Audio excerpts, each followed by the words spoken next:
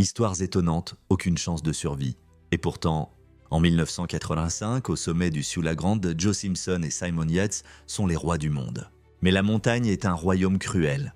Un faux pas, un bruit sourd et humide, et la jambe de Joe explose. Le rêve se transforme en cauchemar. Simon prend alors une décision héroïque. Il va descendre son ami sur des kilomètres de glace, mais la montagne les piège dans une tempête. Dans le noir absolu, Simon descend Joe par-dessus une falaise, le laissant suspendu dans le vide. Pendant une heure qui semble une éternité, Simon retient le poids de son ami, sentant la neige céder sous lui, les entraînant tous les deux vers la mort.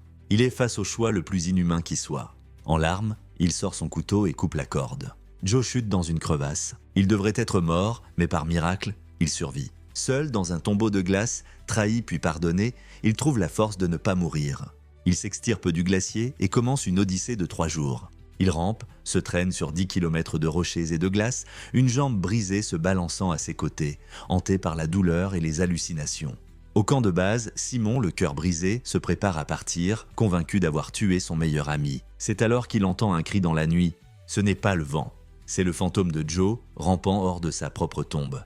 L'histoire de Joe Simpson n'est pas seulement une histoire de survie, c'est la preuve que même quand un homme en abandonne un autre à une mort certaine, la volonté de vivre peut réécrire la fin. Dis-moi en commentaire si tu aurais coupé la corde. Abonne-toi à Histoires étonnantes pour d'autres histoires qui ont changé le monde, par accident.